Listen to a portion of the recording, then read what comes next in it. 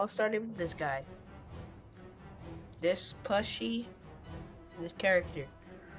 Now, I've been a fan of Bendy and Ink Machine since the first chapter, when it was in its beta form. And ever since then, I was obsessed with it up through the ages of 9, going on at 12. But, the series kind of had got into, how should I say this, a slumber, where there was no new information about Dark Revival. Dark Revival, everybody thought it was canceled. And, kind of rung true with me too, where I just kind of stopped liking the series after a little bit. But, finally, in November of 2022, it came out, and this is where this guy comes in.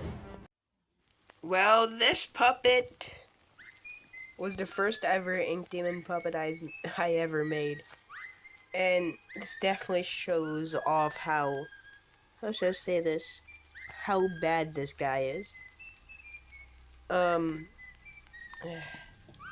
He's a mess, but you gotta start somewhere. After him, there was this guy, which is a little bit better, but still has its problems.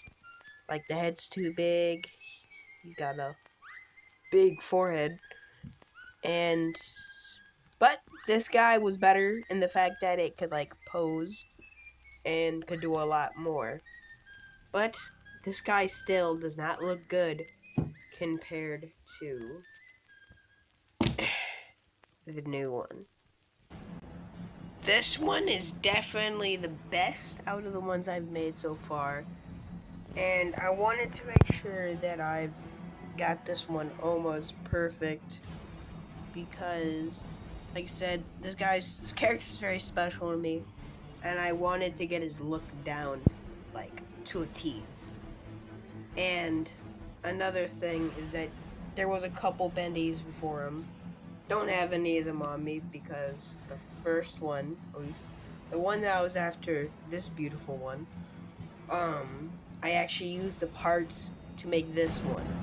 Like, the body of the old one is in there, and basically most of this is just a retool on that guy. And also, not to mention, there was a one after that, which I don't have on me, but I'll show a picture, like, right here, of that one. That one had lots of problems, but I had to make that one to get to this guy. Now, this guy, I'm pretty proud of. Like, I like how I did the texture, and you kind of see it on camera. With his bow tie, I don't know if this is accurate or not, but, like, I did the rib cage. I feel like that looks good on him. And on the back, I also did that kind of, like, rib cage, kind of. Well, that is the rib cage. What am I saying? And also, I wanted to do most of these significant areas and kind of, like, cover them in hot glue, so that it gives it kind of like a good looking texture. But I didn't do that to every part of his body. The big reason for that is the fact that if you do that, which is something I've learned from this one, is that it makes him harder to update, and also sometimes when it doesn't, like, get the right texture, it will turn white, and after a little while, like, the paint starts to come off, it turns white. So instead of covering them mostly in it, I only did significant areas, like here, rib cage, this area to cover up seams, the knees, and this kind of like thing that I need to paint at the back of his what would you call that, leg thing. And also for these parts, like I said, to cover up the seam, I also need to paint that. But anyways, I like how it came out, and I'm pretty proud of him. But yeah, and Also, something that is pretty significant to talk about with this guy is that this guy went through tons and tons of updates. Like, I saw some pictures on the screen now. Um, most of these like yellowish parts, like the horn, the face, bow tie, hooves, stuff like that. Most of that was like a tannish color, and the main problem I had with that is that, especially like, for the teeth here, every time like I would update the teeth on that one, which I have done, um, it would just blend in and stuff like that. And also, it's just not really a good like color. And I actually did that. It's like this color right here, kind of. But like, it's not really good color for this character.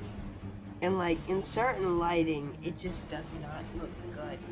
And I feel like the yellow stands out a lot more. It fits the character and just all around looks a lot better.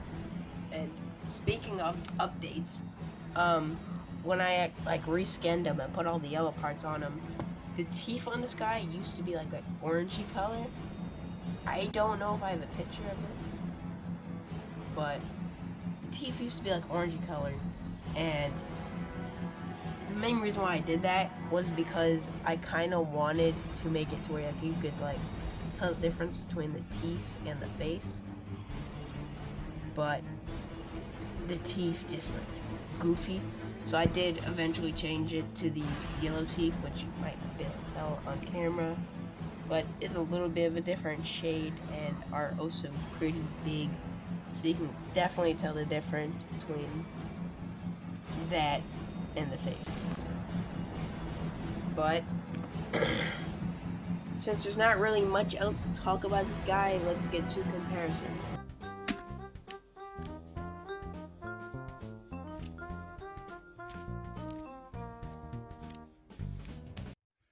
Well, this meets the end of this video, and before I go, I like to say some things, like, if you like this video, give it a thumbs up. If you didn't, give it a thumbs down. And if you like this content and want more, let me know in the comments and subscribe. Um, and also, happy Halloween.